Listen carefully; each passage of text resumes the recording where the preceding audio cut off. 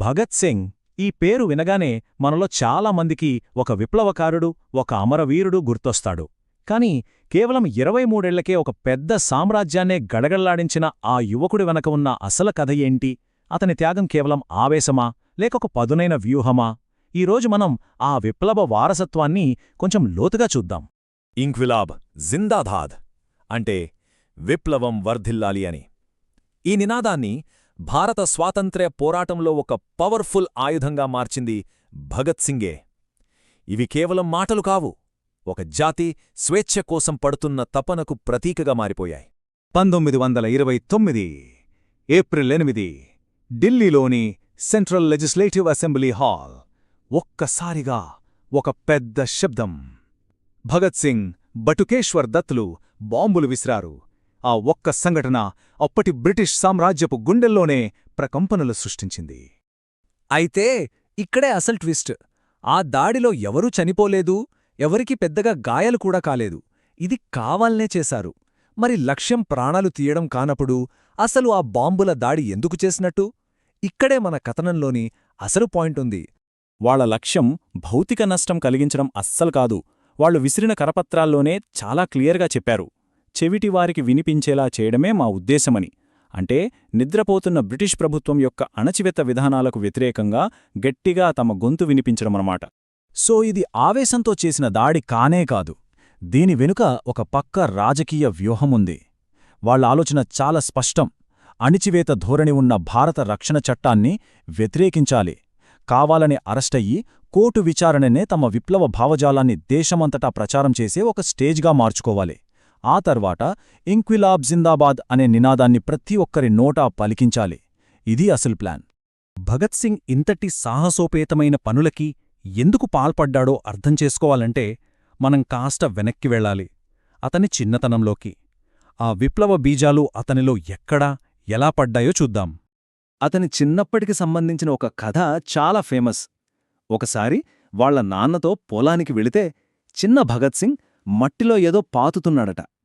ఏం చేస్తున్నావని వాళ్ళ నాన్న అడిగితే, తుపాకులు నాడుతున్నానన్నా, ఇవి పెరిగి పెద్దవైతే చాలా తుపాకులొస్తాయి కదా, వాటితో బ్రిటిష్ వాళ్ళని తరిమికొట్టొచ్చు అన్నాడట.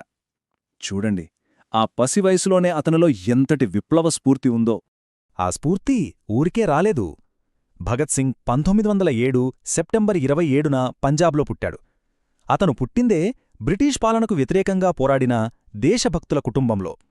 అతని తండ్రి, పినతండ్రులు అందరూ స్వాతంత్ర్య సమరయోధులే. సో విప్లవం అనేది అతని రక్తంలోనే ఉంది. భగత్ సింగ్ కేవలం భావోద్వేగంతో నడిచే విప్లవకారుడు మాత్రమే కాదు, అతనిది ఒక మేధోపరమైన ప్రయాణం కూడా. కొన్ని కీలక సంఘటనలు, అతను చదివిన పుస్తకాలు అతని ఆలోచనలను ఆయుధాలుగా ఎలా మార్చాయో ఇప్పుడు చూద్దాం. మీకు తెలుసా, మొదట్లో అంటే 13 వయస్సులో భగత్ సింగ్ మహాత్మాగాంధీచే బాగా ప్రభావితుడయ్యాడు.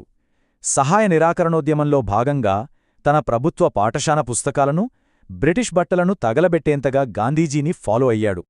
కాని చౌరీచౌరా సంఘటన తర్వాత గాంధీజీ ఉద్యమాన్ని ఆపేయడం భగత్ సింగ్ను తీవ్రంగా నిరాశపరిచింది. కేవలం అహింసతో స్వాతంత్రం రాదనే నిర్ణయానికొచ్చాడు. అప్పుడే అతని దృష్టి యూరప్ విప్లవ ఉద్యమాలు, మార్క్సిజం, సోషలిజం వైపు మళ్ళింది.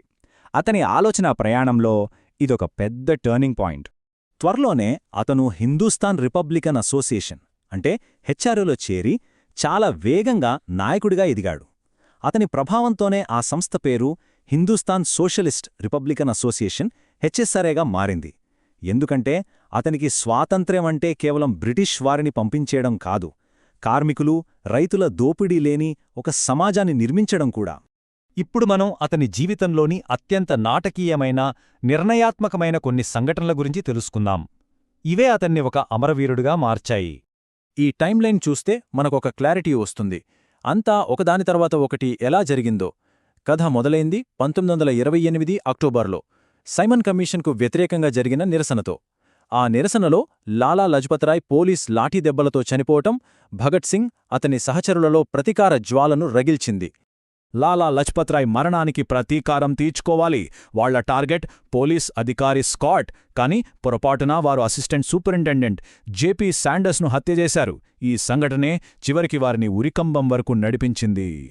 అరెస్ట్ అయిన తర్వాత భగత్ సింగ్ పోరాటం ఆగిపోలేదు.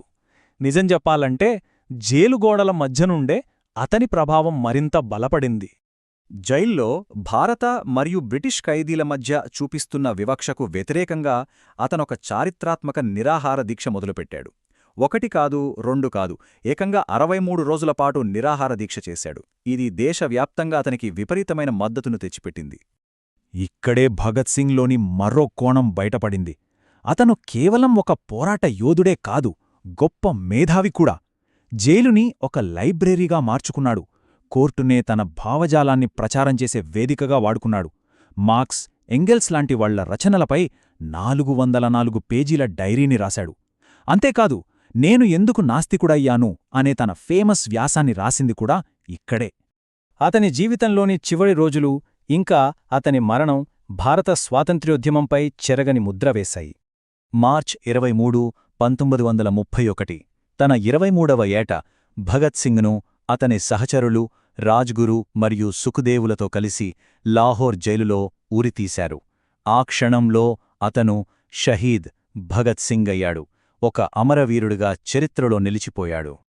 ప్రత్యక్ష సాక్షులు చెప్పిన దాని ప్రకారం అతను మరణాన్ని చిరునవ్వుతో ఎదుర్కొన్నాడట.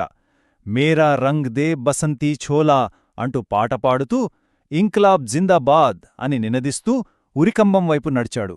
అతని చివరి క్షణాలు కూడా అతని ధైర్యానికి, దేశభక్తికి శాశ్వత ప్రతీకలుగా నిలిచిపోయాయి. భగత్ సింగ్ బతికింది కేవలం 23 సంవత్సరాలే, కాని అతని ప్రభావం శాశ్వతమైనది. అతని త్యాగం లక్షలాది మందికి స్ఫూర్తినిచ్చింది. అందుకే మనమొక్కసారి ఆలోచించాలి, ఒక వ్యక్తి ఆలోచన, ఆత్మార్పణ ఒక అజేయమైన సామ్రాజ్యాన్ని ఎలా సవాలు చేయగలిగింది? ఇంకా ఆ వారసత్వం